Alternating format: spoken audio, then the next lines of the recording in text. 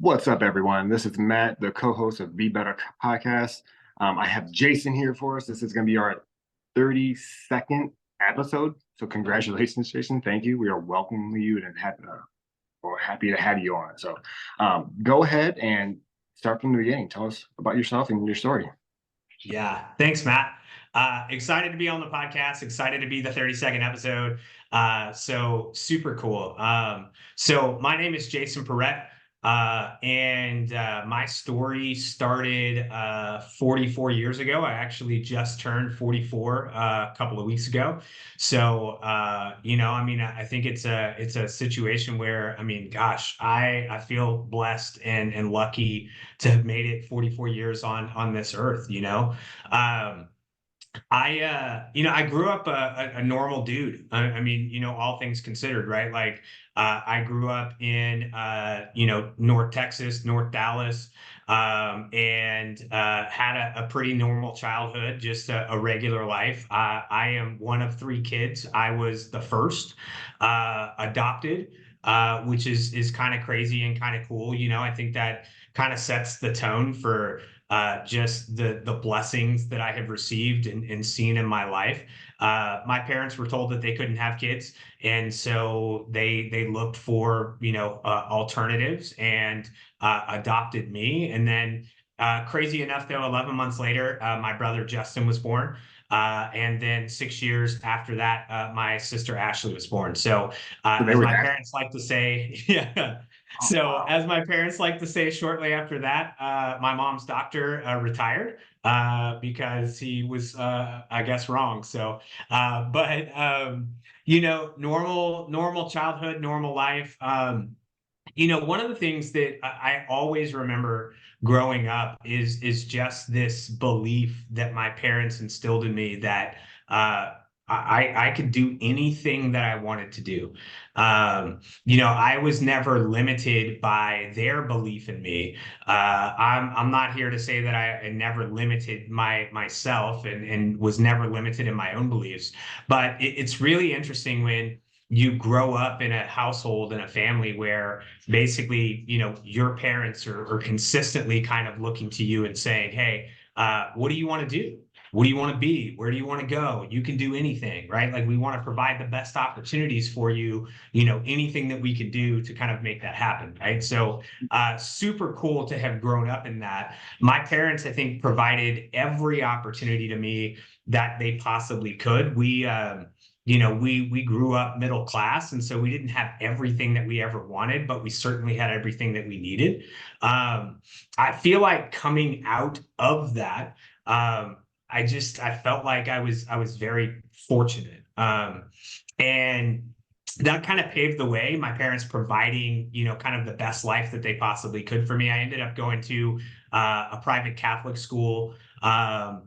As a part of that, I really learned a lot about service and about wanting to live a life that was about more than just you. So I think that that's kind of something that really has kind of underpinned where I've gone in my life and kind of what I've done. It hasn't always been a rosy road. Although my parents provided, kind of every opportunity that they possibly could for me, I ended up taking a number of detours towards the end of my teenage years and into my early 20s. I struggled with alcohol abuse. I struggled with drug addiction.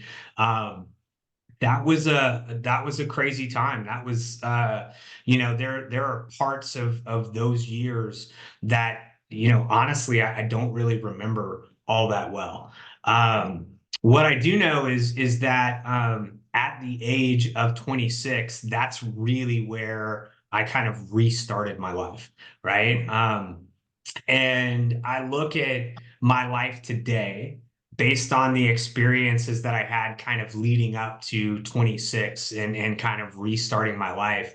Every day that I live today, I kind of consider a day in the bonus round, right? So that's why I started off by saying, hey, man, it's amazing that I've made it to the age of 44. Every day that I live is really another day in the bonus round. And so, you know, to take that kind of and spin it into, okay, so what's the rest of the story, and kind of how does that lead to today? When I reinvented my life, I really took it as an opportunity to kind of do, I don't know, like do what do you do when you get out of college, right? Like what do you do when you're, trying to figure out how to be an adult, right? And I got my very first sales job. Everybody always told me that sales is your thing. You've got this way of talking and kind of communicating with people. I think that you'd be a good salesperson. Um, I got my first sales job, and in getting my first sales job, I really got this interesting opportunity in learning what sales is really about, what business is really about. I also learned that I actually was not that great at sales to begin with. Like I sucked. You know what I mean? Like Yeah. everybody was like, bro, you're gonna be such a great salesperson. You're gonna be amazing, right? Like life is gonna be awesome. And it wasn't, right? Like everything that I thought sales was, it actually wasn't. Like I had this perception that sales was about being able to talk really well about the thing that you were trying to sell and essentially convincing people that they needed it.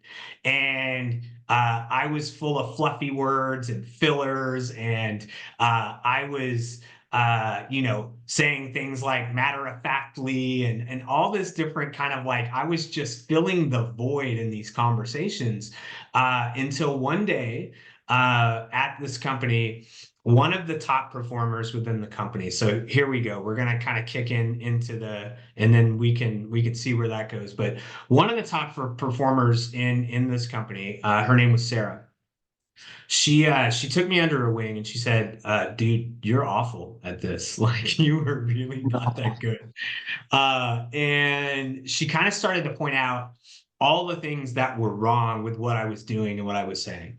And in a way, in like so we were sitting kind of in a line in this open floor plan office. There was a window right in front of us, and she grabbed an expo marker and she started writing things on the window, right? And it was almost like a crib sheet for me, right? Like, hey, say this, don't say this, do this, don't do that, that kind of thing. And it's like every time I got on a phone call, I would look up at the window. I would hear Sarah's voice in my ear, and I started to realize why she was as good as she was, right? And I started to understand a little bit more about how to be successful because there was a roadmap in front of me. And in doing that, at that very moment, and in the weeks and months that kind of followed, I started to take this real interest in the high performers in my company, right? Like, why were there just a handful of them? Why were they like really good at what they were doing? Had they always been good? Had they not always been good? Like what was the mentality around that? And I started to then look for examples of high performance and elite performers and high performing mindset and all this different kind of stuff outside of my company. And I started to realize that there was something to building a life and having a mentality of a high performer that all of these guys shared. There were things that could be copied. There were things that could be duplicated, and to kind of cut it off right there, and then see where we take the rest of the conversation. It was probably about the time that I was 26, 27. I had reinvented my life. I had started to kind of figure out professionally where I was going to go and what I was going to do, that I really started to get obsessed with high performance and why high performers are who they are, and how to be a high performer. So I guess my first question is, can you just tell the listeners, and this is for me too, because I'm just, I don't really know, what is considered a high performer? What's that definition from a high performer versus someone that wasn't? Like what is it? Yeah. So I think that the term high performer is a relative term, right? But when you think about a high performer, think about somebody who wants more than they have and is willing to do, I don't know, to be a little cliche, whatever they need to get there, right? I think a high performer is somebody who excels in life because they're consistently working a plan that helps them to unlock the next level of whatever they're doing, right? Right. So, a high performer is somebody who performs at a higher level, right? Somebody who, when you look at them, you know that something is different about them. Mm. And under the surface, it's somebody who's got this will inside of them that says, I've set my mind to doing this and I'm going to work on it until I'm where I want to be.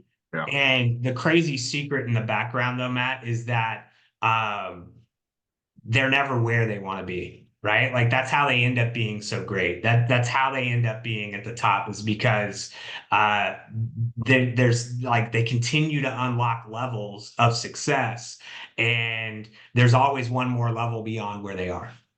Where do you think a drive comes from for a Yeah. top performer? What was your drive? So I think that people ask me that pretty often, and I think that some of that drive is innate, right? So you're born with that a little bit, right? Like you're just always a little bit discontent with being average, right? So I think that there's that aspect to most high performers. The other thing that I would say though is that the mindset of a high performer is such that when they're told that they can't do something, they ask the question why.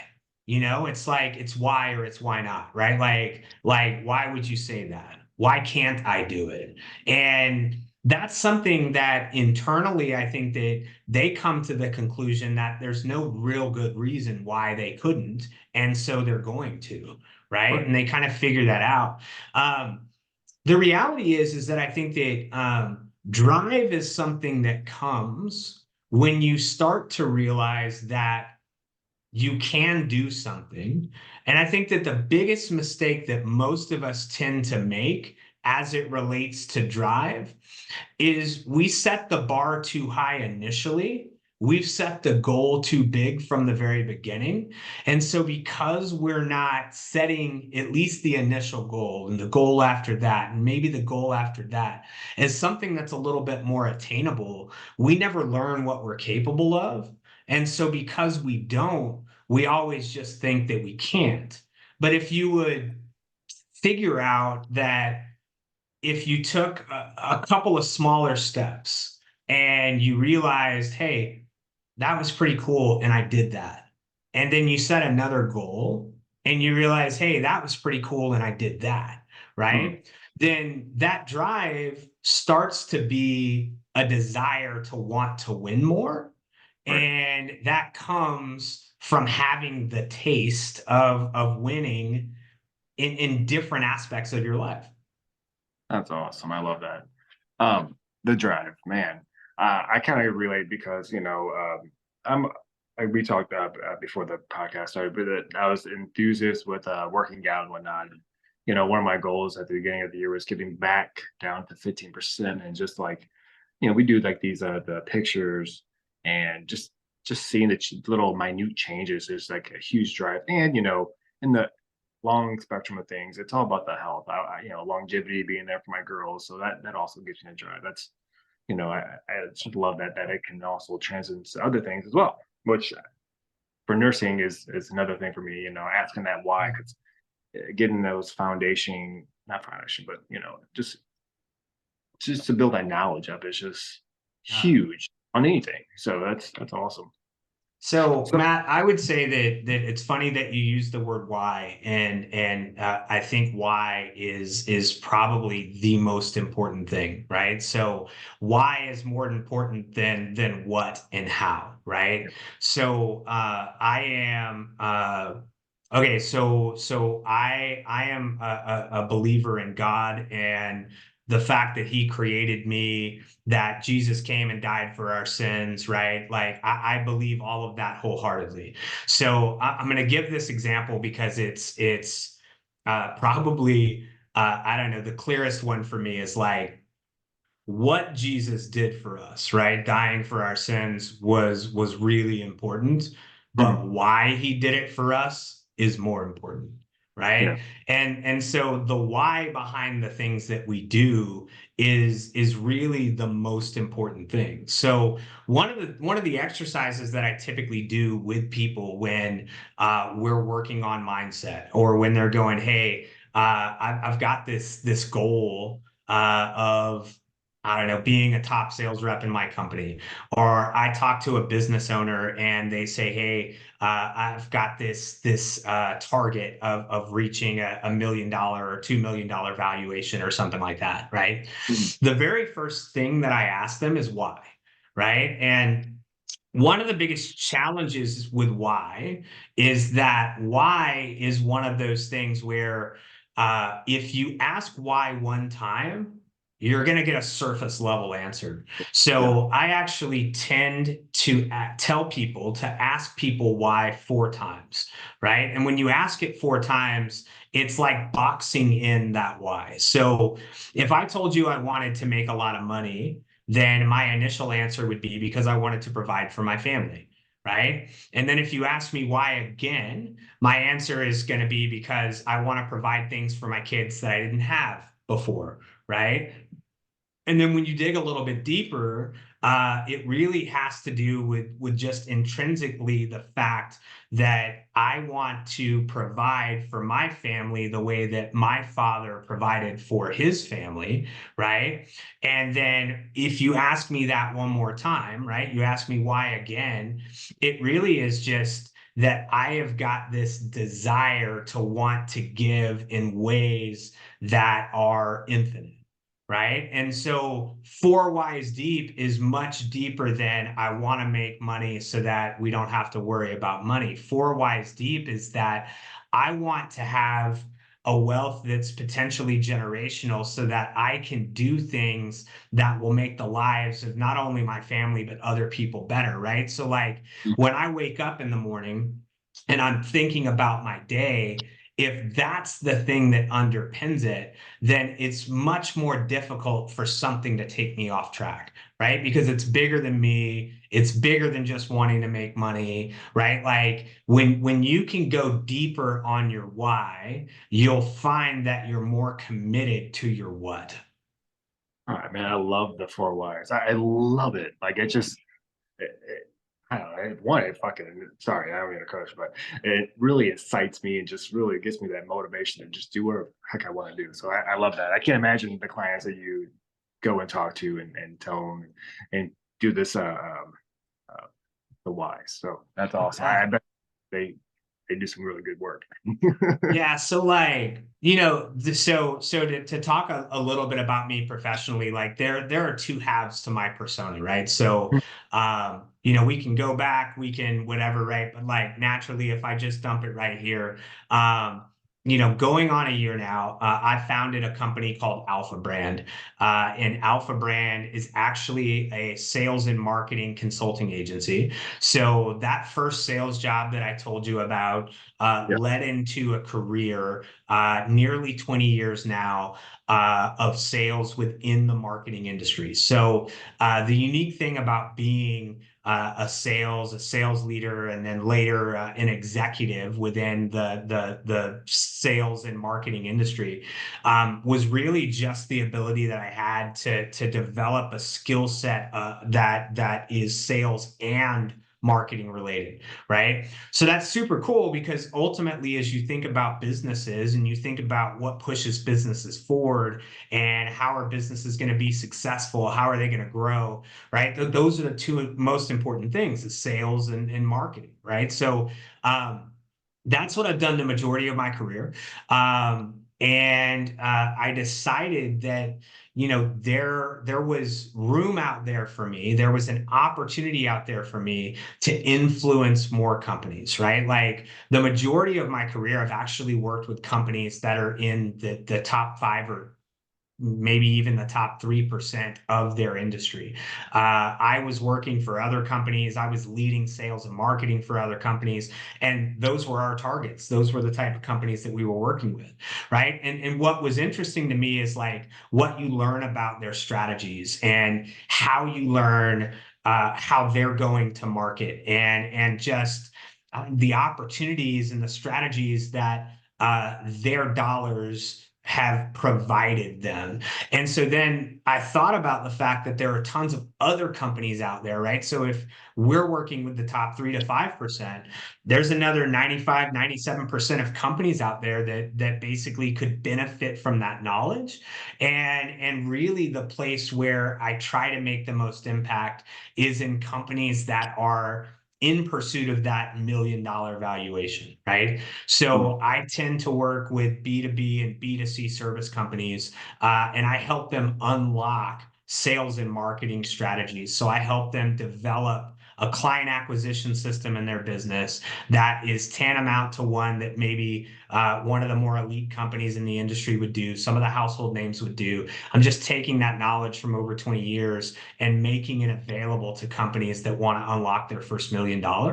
And so that's one half of my persona. So if you happen to have a company in that bucket, right, then I would love to have the opportunity to talk to you, right? Like you can go visit my website, alphabrandadvisory.com. More information there. You can connect with me there. But then the other half, right? So the other half of my persona is obviously over the course of my success over the past 20 years. I have built high performing sales and marketing teams in a number of organizations. And so I've been blessed as a part of that career to really have the opportunity to hop on stages and talk about the companies that I've worked for and the teams that I've built and the things that I've done. And so when I founded Alpha Brand, I also built my own speaker persona. And you can find me at jasonperret.com, right? So obviously my name will be all over this thing with these guys as we promote it. And you just have to type my name.com Yeah. and you can link to my speaker persona where ultimately one of the things that I really love to do, it's like a labor of love, a passion project is really, I love the opportunity to go to conferences and events, to speak for companies and to companies about high performance and how they can unlock and build high performing teams, right? Whether those are sales teams, whether that's their own small company, whether it's your sales reps and your employees need to understand how to find their why, right? Like anything that surrounds the topic of high performance is really one of the things that I focus on as a high impact corporate speaker. And so, yeah, so that just kind of brings it full circle, right? Like to your point, one of the things that I really love to do is I love to dig in with a company that's saying, hey, we're just trying to figure out how to take it to the next level. And sometimes that's sales and marketing related. Sometimes that's business operations related. But realistically, and oftentimes it's people related. It's, hey, you've built yourself a really great team, but that team is stalled because they think that they're only as like they're as good as they're ever going to be. And if we can just unlock a new level in them and teach them how to continue to unlock new levels, then there's really nothing that your team and your company can't do, right? Mhm. That's just kind of, yeah, that's one of the coolest things ever. So Wow, that's awesome. Uh, with the first persona, what are some things that I know you kind of mentioned about how you would be working with the person who's kind of getting in that $1 million or a couple of $1 million range. But what would you say is like an ideal client, or maybe can you kind of go in a little bit more depth about that? absolutely. So there are a lot of companies that provide services out there, right? And I think that one of the things that I think, I mean, if you own your own company, if you work for a small company, you realize is that the first part of your journey is really about hustle and grit, right? So you have an idea, and that idea is, man, we're going to start a company that is going to revolutionize the finance industry, right? Cool, awesome. And so the way that you stand that up is hustle and grit, right? You're pounding the phones, you're making as many connections and calls as you possibly can, right? You just want your idea to be heard. People hear your idea, they give it value, you tweak it a little bit, right? And at the end of the day, you are doing as much as you can to prove your concept and to make your company profitable, right? But hustle and grit will only take you so far. And in my experience, most companies, hustle and grit can probably take you to about $500,000 in annual revenue, right? Most companies don't even get there from that perspective. And part of the reason that they don't is because they in their haste, and again, look, I'm not knocking hustle and grit. I hustle all the time, right? Like I am all about putting in the hard work, but hustle and grit will only take you so far, right? Then what you have to do is build systems within your business so that you can scale different aspects of your business, right? So in order to do that, and in order to be able to build a system, you have to be able to say, okay, what do I know? Do I know my ideal and perfect customer? Do I know the narrative that I need to be telling to this set of customers? And if so, what are the biggest challenges that they have, right? And how do we specifically solve those challenges? And why are we the best company to do it, right? Mhm. You have to transition your sales from, hey, this is a really neat widget. This is a really neat offer. Hey, you really like us. And so therefore, let's partner together and we'll figure it out together, to a company culture that is much more consultative. Hey, tell me about the challenges that you're having. Understanding in the background that you already really kind of know, at least surface level, what kind of challenges that audience has. And then prescribing your solution set as the great solution for their problems, right? Like Mhm. when you can start to do that, then you can start to scale your company in a way that is much more consistent and much more predictable, right? And so then you know, hey, if I pull this lever, I'm going to end up seeing somewhere between 5 and 10 clients. And so, in order to see 10 to 20 clients or 20 to 30 clients over a given time span, then I need to be able to pull that lever multiple times. So, I need to maybe add more people. I need to invest more dollars in advertising. I need to, you know what I mean? Like, Yeah, yeah. there's that aspect of it, right? And Mhm. so, that's one of the things that I love the most, is really getting in with a company that's what I would consider at that stall point, right? They're going, hey, I'm trying everything that I can possibly think of to get past where we are today. We're making $250,000 a year in revenue, and that's great and everything. But really, I had envisioned this company as being able to do more, making a bigger impact, right? Or, hey, we're at $500,000 in revenue, and I just can't figure out how to take things to the next level. Those are really good companies to start having that conversation with me, because we'll start to I'll start to ask some questions, and we'll start to figure out some things that, help you to identify who your best customers are and why. Once we figure that out, what's the unique value you're providing to them? And then Mhm. basically, where are those customers hanging out? Where can we find them, and where can we find more of them? And then how do we generate engagement with them? That's the kind of work that I do, that I typically do with companies. And the reality is, like, look, secret sauce. Um, it typically tends to be around telling your story. That story needs to be told across multiple channels, right? So, if you're just doing one thing to try and find your customers, that's probably what you can manage right now. But that's why you need to build systems into your business so that you can actually activate multiple channels. When you can activate multiple channels, then you're basically reaching that customer in multiple places that they might be, right? In a way, you might be surrounding some of those customers in a way that they can't ignore who you are and what you're saying. And then You're to becoming take more that just one influencer. step further. Yeah. Yeah. So to take that one step further, what I would also say is like, you know, depending on what services you offer and who you connect with, there's probably a social media platform built for you that you're not consistently leveraging in the right way to make sure that customers understand more about your company and why you're the best fit for what they have. Oh man, that's awesome. I mean, you guys really, really, really go down deep in the nitty gritty. Yeah. So, Yeah. with that being said, though, what do you have you ever came across where people marketing on social media and the algorithm just doesn't work for that person on that? How do you switch it up and Yeah. with that? Yeah.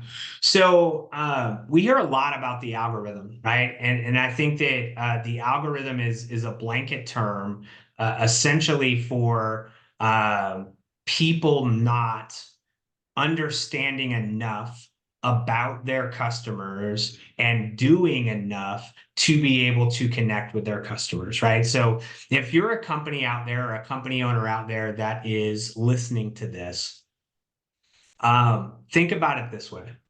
So understand your ideal customer profile. So ask yourself questions about who is my perfect customer, right? Who do we do the best business with, and who do we really enjoy working with?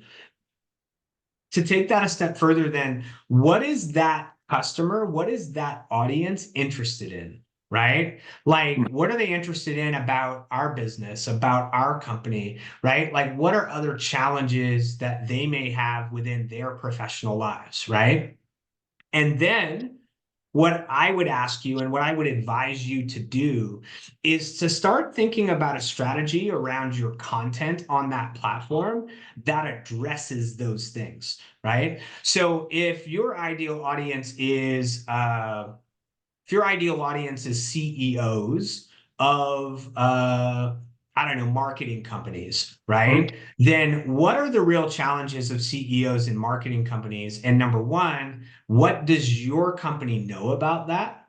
And then number two, right? How can we build a content strategy around that that helps those CEOs to understand that your company is an expert in the field, right? And then Mhm. if you think about us just as people in general, right? What do we do? When we're stuck, when we're challenged, when we're looking for an answer, we consult an expert, whether it's virtually, whether it's that we Google something about, whatever it is that we're looking for.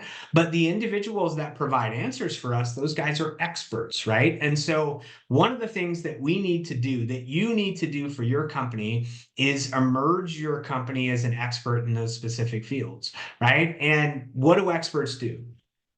Experts consistently provide information that is of value, Mhm. right? So if what you're doing today is shouting about how great your company is, which is the majority of companies on social media today, then we need to, and you need to pivot your strategy, right? Your Right. strategy should be about providing value to the audience, right? That is authentic to who your company is. And the secret sauce around that is to do that consistently, right? It takes 30, maybe 60, maybe even 90 days to really start seeing some movement based on becoming a thought leader or an expert within your industry on a social media platform. So, one of the things that I often see is a company that says, "Hey, yeah, we've tried social media and it didn't work." And when we dig a little bit deeper on that, what we tend to find is, yeah, they tried it for a little bit, but maybe they weren't able to manage that strategy as I don't know, as consistently as they needed to, or as well as they would have liked to, in order to see the results that they were looking for. But understand that the content that you create lives on, number one. Mhm. And number two, it's always something that you can consistently point back to. But um, to take it like one step in the right direction, like let's say that let's say that you're attracting people to your social media profiles And you're doing that in a couple of different ways. Like if you're on LinkedIn, maybe you're sending connection requests to your ideal target audience, right? Or you're going to conferences and events and you're meeting people in your target audience, and then they're coming and they're connecting and whatever, right? Mm. As they're doing that and they're seeing, they come to investigate you, they go, hey, yeah, what is this company about, right? Then they're going to see the story of you being an industry expert. And so as your sales team outreaches to them, as you continue to produce that content, you'll see engagement for them. And as you see and do that, then you're identifying those individuals that not only are in your target market, but really have an interest now in what it is that you have to offer, right? Mm. I also see a lot, Matt, that people stop at their company page and don't realize that as the CEO, as a member of the leadership team, quite honestly, as a member of the sales team, that those individuals are the face of the company. So, what I would also say, more than just posting a ton of content on your company page, right? It's important to have that consistency there because people are going to go and they're going to reference that. What I would also say is that it's important for you to incorporate and build out a strategy that allows the faces of your company to also be the experts and thought leaders about what you do in your industry, right? So it's a little one-sided to just make your company page full of a ton of information when your company page is something that maybe not everybody is going to end up connecting with, right? But Yeah, if they do, they are going to connect with it through somebody who's the face of your company, one of your employees, right? Like that kind of thing. man, that's phenomenal. With that being said, um, what, what, so say that someone wants to wants to hire you. How long does Yep. that time frame actually take? Is there a time frame that you suggest? And what Yeah. if it doesn't align with the customer? What's your thoughts on that? Yeah, super great question. So, a couple of things. Obviously, like I am an open book, and I give away my knowledge as much and as often as I can, whether that's on a podcast and that short form content that I chop out of it, or whether it's just stuff that I consistently post on platforms like LinkedIn, right? So, there is so much more that we could go into around this, right? But when I think about working with a company, I ultimately think about building something within their company that is theirs to own, right? So, what I do for a company is not necessarily done for you, it's done with you, Right. right? And I will come and partner with a company. Typically, at the outset, we'll work together for a minimum of 90 to 120 days.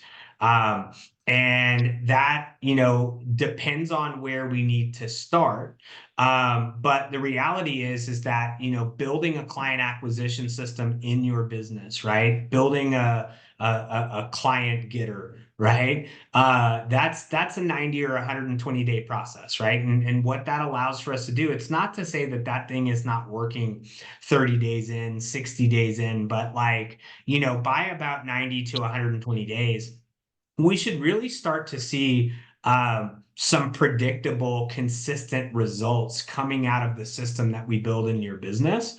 And Mhm. then I am happy to continue to manage that for you, right? But if you're at a point where you feel like you need to, I don't know, hire somebody into your company, or you want to hand off the system to somebody that is already in your company to manage, that's great too, right? Like, I think that that's one of the most important things that business owners can actually take away from this conversation is um, relying solely on people to do things behind the scenes, and those people are not a part of your company. You don't understand the voodoo or magic that's happening, but it's just happening behind a curtain, and all of a sudden some things are popping out that are clients and whatever.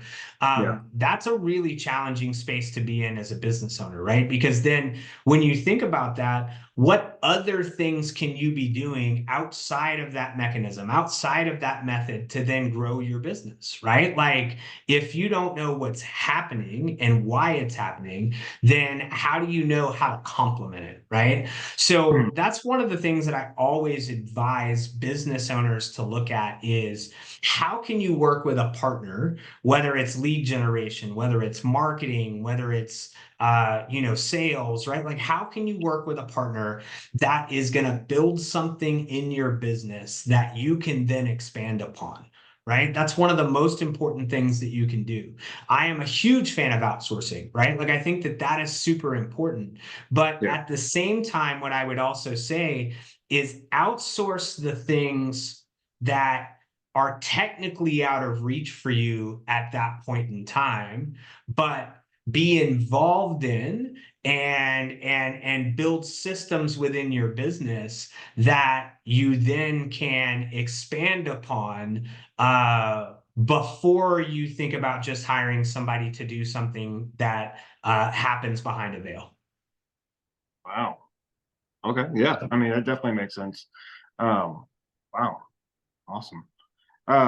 What with that being said, well, I can't see it, but what are some clients that that doesn't meet your standards, or not your standards, but like that they're just not ready? Like, what would you tell them that, hey, this, we're almost there, but what are some things you could kind of guide them to get to the point where they need to Right. make that transition? Yeah. So, you know, what I would say is if your company doesn't have a website, then you're not ready for a client acquisition or a marketing system. If you haven't figured out uh, how to speak about your company in a way that resonates with people, then that's work that you need to do so that you're prepared to bring more clients into your business, right? And I think every client you bring into your business is a learning experience, right? So Mhm. if you only have a few clients in your business, then continue to do what you're doing so that you can learn a little bit more about how those clients perceive what you offer, so that you can get a little bit more social proof from them, so that you can get a better understanding of their challenges and potentially solutions that you can build out around those challenges so that then you can expand who you're reaching out to and the consistency with which you're bringing those clients into your business, right? Those are things where I think that, like, look, there's a foundation that needs to be built before you open the floodgates. Um, the other thing that I would say is make sure that you have exhausted the most cost-effective options before you start dumping money uh, on a solution, right? So I say that from the perspective of make sure that the things that you can do to bootstrap your business you've done so that you can build up a little bit of equity within your business so that you can then invest those dollars in somebody who has been where you've been so that you can take your business to the next level, right? And I mean, selfishly, but also I think probably the best advice that I can give is you don't always necessarily need a humongous full-time team as much as you potentially need experts that have gone before you.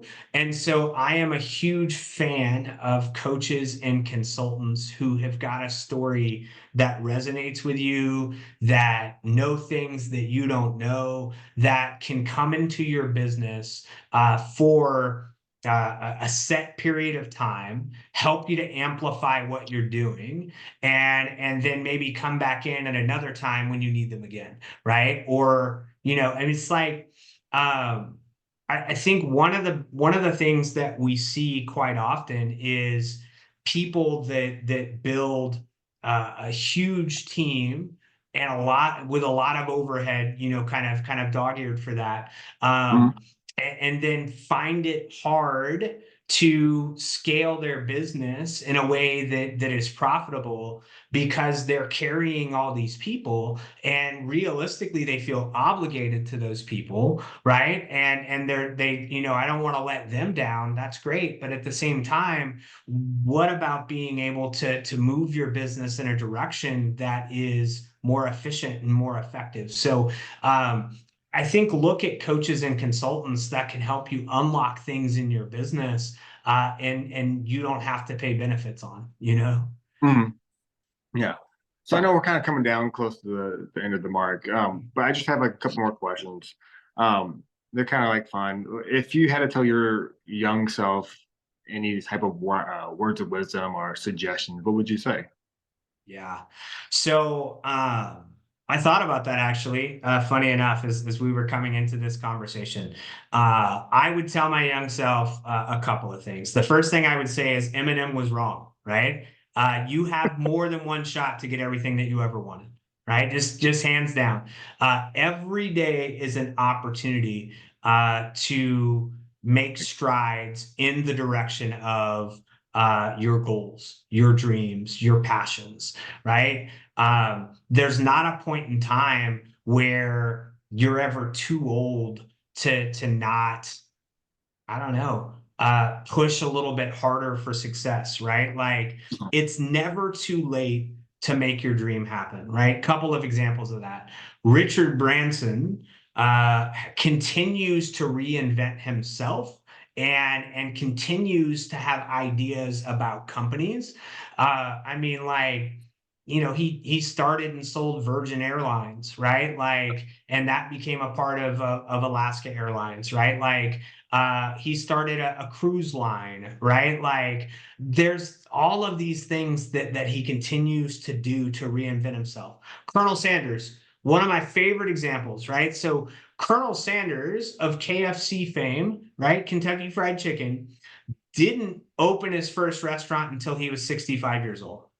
What? Like, No I mean, idea. come on, right? So like, and to take that like 1 degree further, he actually failed in his first restaurant, then got some capital through I think like tax returns, something like that, like whatever the deal is, and then invested in the concept of franchising, and KFC is a billions of dollars corporation franchise organization today, right? Like 65, Colonel Sanders. So it's never too late, right? Like, and I think that that's one of the things that I would remind myself about, because I think that I don't know if I'm being realistic. I mean, as obsessed with high performance as I am, as much as I push and as much as I hustle, I think that there were a lot of opportunities early on in my life where I was like, well, it's too late to do this,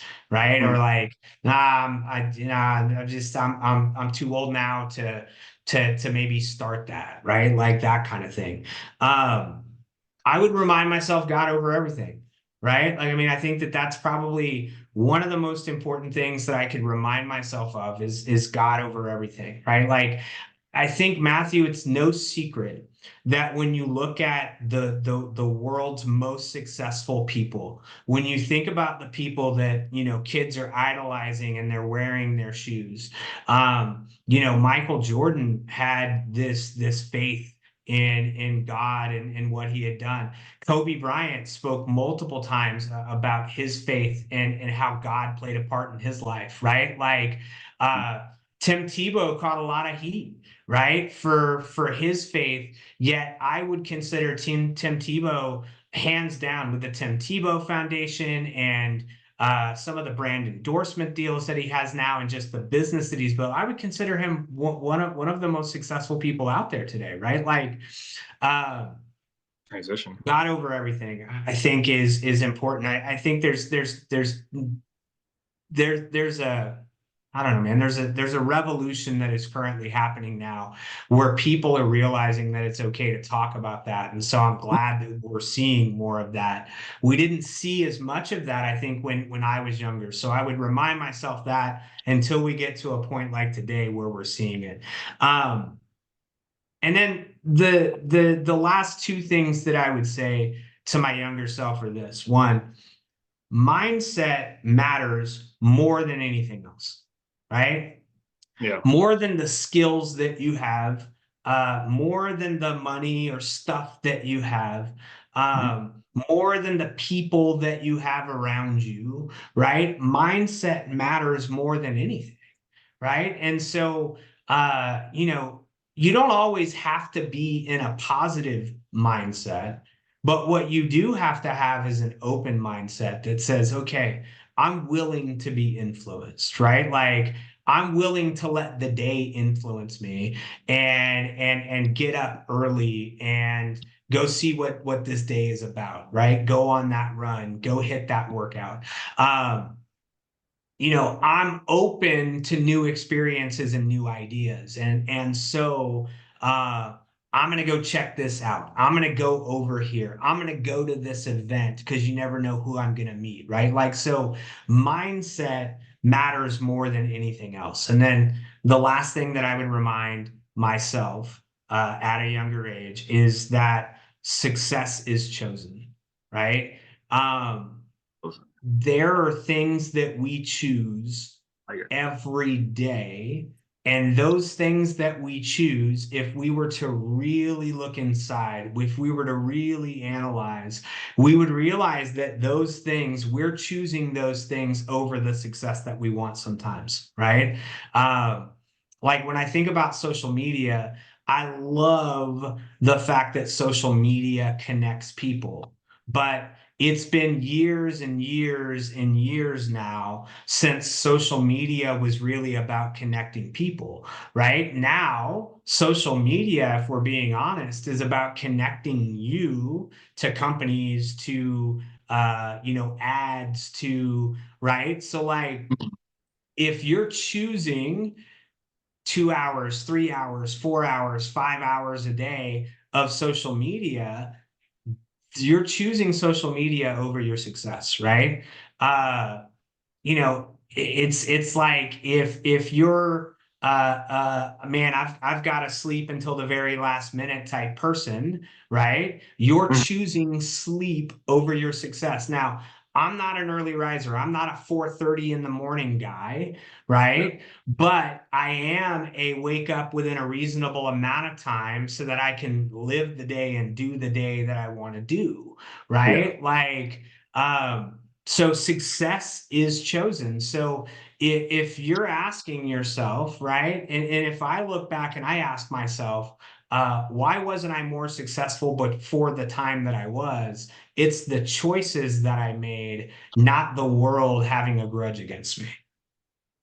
Yeah, I love that. I'm a big, big believer of mindsets. Like, I always wake up in the morning and I do my mantra, and I do a little pose. I know it sounds kind of weird, y'all, but I tell you what, it makes a huge Yeah. impact on my day. And I do the whole Superman. And I actually just um, learned that from a coworker of mine who I'm very blessed to have in my life. And ever since then, huge difference, a huge difference in my mental state, my physical state, just overall, and I think it's amazing. The last question I'd like to ask is, we had talked about what would you do with your younger self, but what would you say is your goals in the next 5 years? Or just in general, like what Yeah. would you say your long-term goal is? Yeah, so that is a man, that's a solid question. I think that I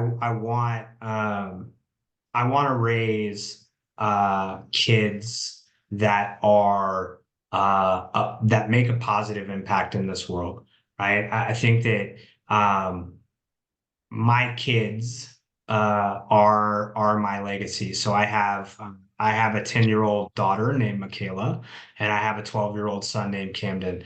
And I try and instill as much of what I believe in them so that they'll carry that on. But more important than any of that, like more important than anything that I could tell them, I just really want them to be a positive part of this world. So I would say that as far as goals are concerned, when I leave this earth, I want to know that I left it in their hands, and in their hands, as capable as they are, they're gonna make a positive impact. And the second thing I would say is that as far as goals are concerned, I have seen a lot of success building other people's dreams and working for other companies. And I want to see an equal, if not greater amount of success, helping other companies build their dreams, which is essentially the goal of my company, right? So, as it relates to Alpha Brand and alphabrandadvisory.com, right? Like, I want to make a difference in as many companies as I possibly can. And then the third thing and the final thing um, is as it relates to Jason Pierret, right? And jasonperret.com and just me as a high impact speaker.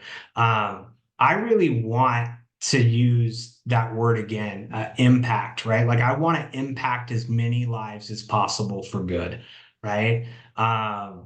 And I really just Matt, I think that we live in a time now, we live in a world now where, I mean, like, so much is possible. Honestly, like almost anything is possible. But as much as is possible, I also feel like we live in a world where we have more anxiety and more depression and more people just feeling as if their time has passed. They're not destined for that. That might be great for other people, but that's not in the cards for me, right? Like we live in this time where we are so connected, yet people are just so disconnected from the fact that almost anything is possible, right? And so it's really one of my goals to impact as many people as possible to let them know that they can unlock success in their life. They can unlock high performance, right? Like high performers are high performers were normal people before they became high performers, right? Correct. Like when you think about Michael Jordan and how he started, I think we're all familiar with the fact that Michael Jordan was not a great basketball player before high school, right? Mhm. And so as a result, he worked on it. He developed his fundamentals. He consistently attacked it, and he never stopped. Right? Like that's the amazing thing to me is like he continued to work on the fundamentals. He continued to run routines. He continued to have outside consulting and coaching through Tim Grover, right? Kobe Bryant is the same way, Yep.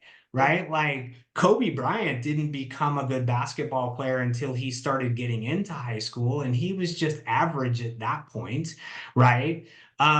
Patrick Mahomes was not outstanding through high school and even into college, right? Like he was provided an opportunity to be a quarterback and to lead a team, but it wasn't because he was like the very best quarterback. And so I mention all of that to say that high performers were at one time just regular people who never gave up, Yep. right? And so if I can tell as many people that as possible, if I can help as many people as possible figure that out and learn how to implement some things within their lives that will allow for them to knock out some small goals that lead to some bigger goals that lead to their biggest goals, man, that would be the most amazing thing, right? Like that's the legacy, right? It's my kids and it's that. And then I've left the world better, you know? That's awesome. I love the goals. That's phenomenal. I think kids are phenomenal. I got two little ones myself, and I myself want to make I want to raise them to be better humans than I were. I mean, not saying I'm a bad human, but you know what I mean. I'm like, I want to I make know sure what you mean. they are great, and they are. I mean, so far they're doing great, and I can't wait for the future. So, Yeah. um, one last time, if you want to just plug yourself one more time and just let the people know where they can find you, all your social medias, all your websites. Awesome. I would love that, Matt. Thanks so much. And look, I really have enjoyed being on this podcast, man. Like, I have told you some things that I don't often get the opportunity to say. I typically am not talking about, you know, my entire story as to how I grew up and some of the mistakes that I made. But I feel like it's important, like when you're listening to somebody like me who is here and is talking about overcoming challenges and developing a better mindset to know that my mindset wasn't always great, right? Like it's not just a magic thing that I was born that way, right? Like I'm a Yeah, normal dude who, you know, works hard every day to be who I am. And so what I work hard on every day is this, right? So one, I run a sales and marketing consulting firm called Alpha Brand. And so if you're a company who believes, or you own a company, or you know a company that could benefit from sales strategy, marketing strategy, that really could benefit from building a system within their business that allows for them to consistently acquire new clients, come visit me at alphabrandadvisory.com. And I would love to have the opportunity to chat with you, to talk with you, to answer questions that you might have, right? Like I'm an open book. You can find me on LinkedIn, right? So if you just search for Jason Pierret, or if you do the linkedin.com/in/, you know, whatever the URL is. Thanks, LinkedIn, for no real handles. Mine is /Jason Pierret, all one word.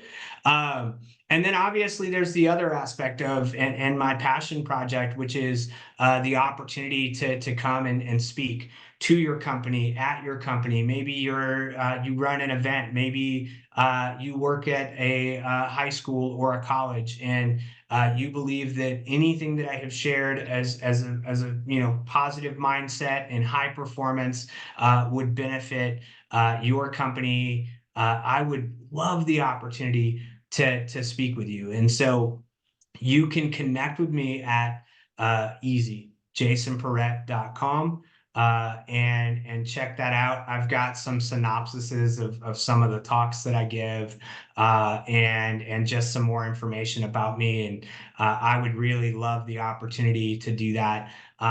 You know, the last social handle that I'll give is on Facebook and Instagram. You can find me at realjasonperret.com. So if you .com at realjasonperret, not .com, at realjasonperret is where you can find me on Facebook, book, and Instagram. So I would love for you guys to connect with me. Love for you guys to follow me. I would love to hear your questions, and so catch me in the DMs. You know, whatever. It's just been a great opportunity to talk to you guys. And Matt, I really have enjoyed you leading the conversation. You did an amazing job. thank you, thank you, thank you. So everyone who's listening, if you made it to this end, I truly appreciate you listening and you know, go and follow him, sign up. I think he will take you to the next level. So um, to conclude this episode for Be Better Podcast, all I have left to say is thank you, Jason, and everyone who's listening. Let's just try to be a little bit better each day. All right. Thanks, guys. All Bye. right, let's do it, guys. Bye.